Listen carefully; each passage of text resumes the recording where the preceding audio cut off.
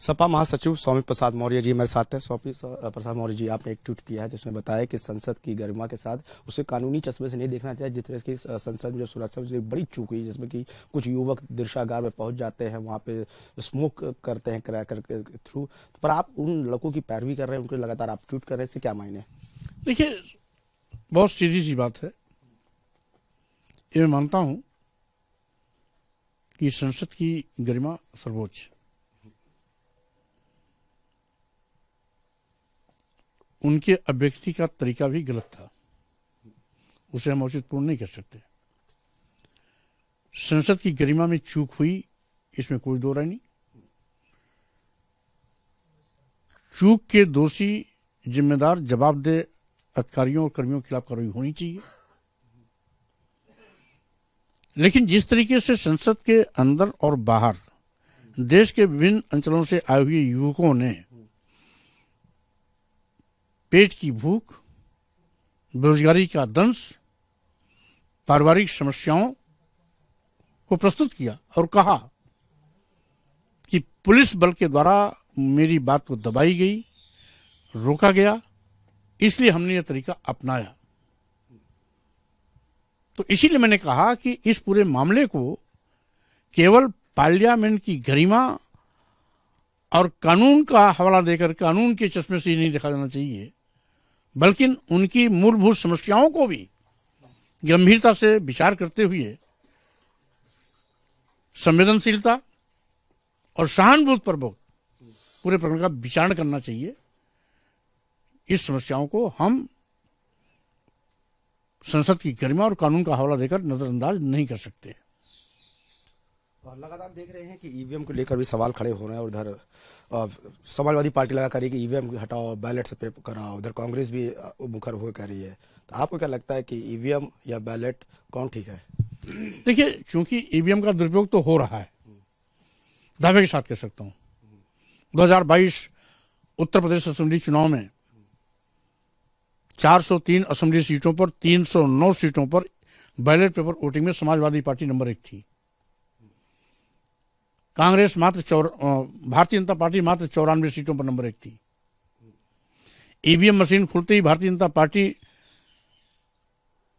ऐतिहासिक बढ़त कैसे ले लेती है?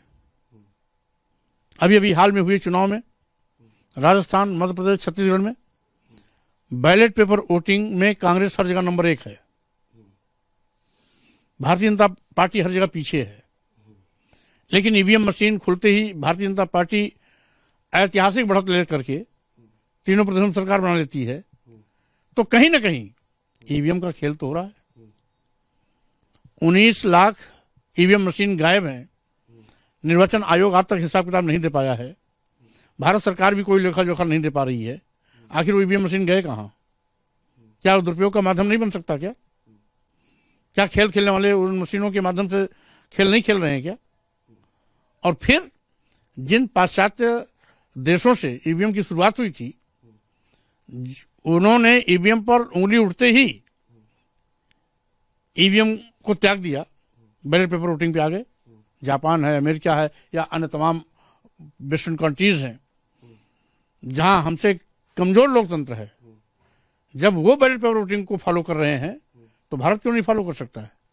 बैलेट पेपर वोटिंग से पहले भी यहाँ चुनाव होते थे। ईवीएम तो टेम्पोररी आया है।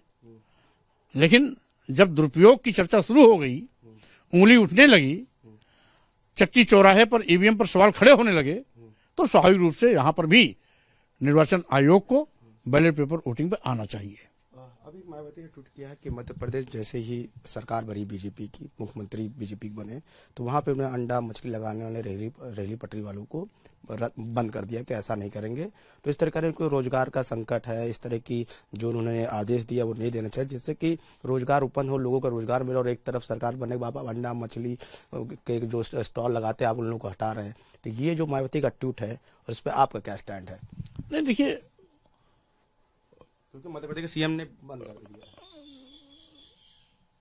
मायावती जी का ये ट्वीट तो व्यवहारिक है। भाई, ये सरकार सरकारी नौकरी दे नहीं रही है। बेरोजगार नौजवान अपने रोजी रोटी के लिए अगर कोई खुंचा लगाते हैं, कोई दुकान लगाते हैं, कोई ठेलिया लगाते हैं, तो सरकार रोकने वाली कौन होती है? जब सरकार उनको रोटी दे नहीं सकती, नौकरी दे नहीं सकती, रोजी दे नहीं सकती, तो उनकी रोजी छीन कैसे सकती है? तो स्वाभाविक रूप से ये भारतीय जनता पार्टी का जो भी कृत्य है वो जन विरोधी है। तो ये हमारे तरफ से सपा महासचिव सौम्य प्रसाद मौर्य, जिनका साफ तौर पर कहना है कि ईवीएम की जगह बैलेट से चुनाव कराना चाहिए। वहीं जो संसद में जिस तरह से हमले की चूक है, उसमें कहा कि जो भी आरोपी गिरफ्तार किए गए उसके पीछे इन कारणों का पता लगाना चाहिए, क्योंकि बेरोजगारी और भूखमरी के कारण इस तरह के कृत्य किए गए हैं। वीडियो जर्नलिस्ट राहुल चौहान के साथ अनुज कुमार, भारत एक्सप्रेस, लखनऊ।